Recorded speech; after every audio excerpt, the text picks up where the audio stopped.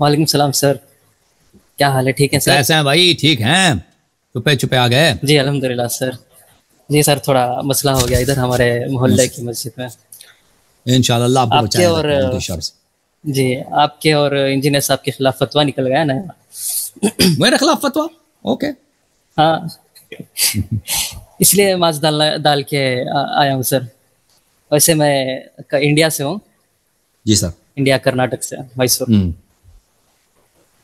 جی سر۔ سر جی سر، میرے کچھ سوالات تھے سر شیعہ حدیث کے مطابق۔ جی سر، جی سر، بسم اللہ متعلق۔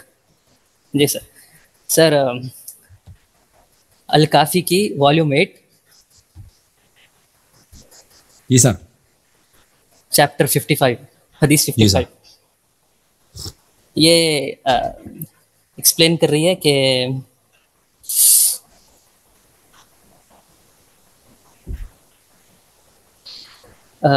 زمین کے ارتھ کے نیچے ایک ویل چھپی ہوئی، ایک مچھلی۔ تو یہ احادیث ہمیں سمجھ نہیں آتی۔ دیکھیں بیل کے متعلق، بیل مچھلی جو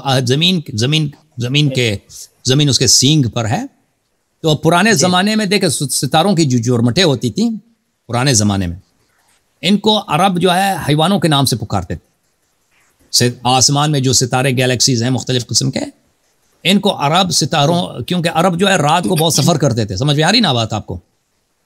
جی عرب رات کو سفر کرتے تھے صحراؤں میں، دن کو بہت گرمی ہوتی تھی، سفر مشکل ہوتا تھا، بہت شدید گرمی صحرا میں، جیسے آگ برس رہی ہے اس طرح۔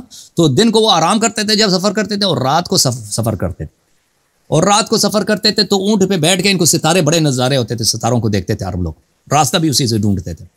اس طرح اپنے شہر گاؤں میں بھی ہوتے تھے، تو وہاں پہ بجلی وغیرہ تو نہیں تھا، تو ہمیشہ چھت پہ بیٹھ گئے یا کمرے سے باہر بیٹھ گئے تو ستارے ان کو نظر آتے تھے، تو یہ ستاروں کے مختلف نام رکھ دیتے۔ سمجھ میں آئی نا بات آپ کو؟ تو ابھی جو بھی زوڈیاک سائنس ہے، جیسے حمل ہے، ثور ہے، جوزا، سنبلہ، عقرب، میزان، یہ جو زوڈیاک سائنس یہ سب عربی کے نام ہیں، اور یہ عربوں کی جانب سے ہے کہ عربوں نے مثلا زوڈیاک سائنس ایک مہینہ ہے، اس کا نام رکھا مثلا شیپ کے نام سے، ایک کا نام رکھا ہے بیل کے نام سے۔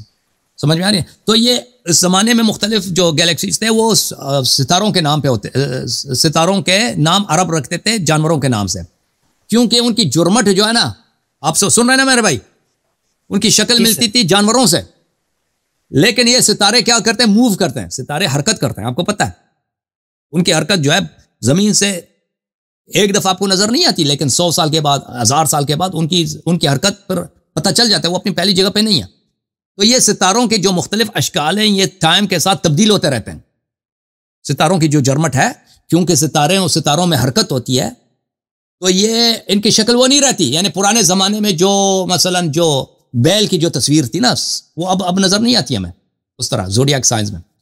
تو یہ جو حدیث ہے کہ زمین جو ہے اس کے سینگ پر ہے، وہ بیل کے سینگ پر ہے، اس کا ایک معنی یہ ہو سکتا ہے کہ زمین جو ہے نا، اگر آپ فضا میں دور جا کے دیکھیں نا، یہ کرۂ خاکی جو ہے یہ اس ستاروں کے جرمٹ کے اوپر ہے جو بیل کی شکل کی ملتی ہے نا، اور بیل اس ستاروں کی جرمٹ کے اوپر ہے جو مچھلی کی طرح اس کی شکل ہے۔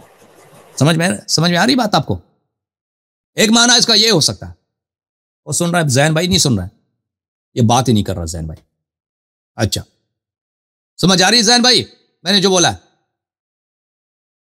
نہیں سمجھ آئی بھائی، اس کو سنا ہی نہیں، در جواب نہیں۔ ایک معنی اس کا یہ ہو سکتا ہے، دوسرا معنی اس کا یہ ہو سکتا ہے، یہ ایک معنی محتمل معنی ہے، اللہ عالم۔ دوسرا معنی یہ ہے کہ یہ کوئی ایسی ڈائمنشنز ہیں جو ہمیں نظر نہیں آتی اس دنیا میں، ایسے ڈائمنشنز ہیں کہ وہ دوسری ڈائمنشنزوں میں ایسے مخلوقات ہیں یا ایسے ستارے ہیں جن کی شکل ملتے ہیں بیل سے یا گائے سے یا مچھلی سے، تو ان ڈائمنشنز میں زمین ان کے اوپر ہے، ٹھیک ہے نا، یا ایسے مخلوقات ہیں جو یہ عالم غیب میں ہمیں نظر نہیں آتی، تو اس کا مطلب یہ ہو سکتا ہے۔ اوکے میرے بھائی، اللہ آپ کو جزائے خیر دے۔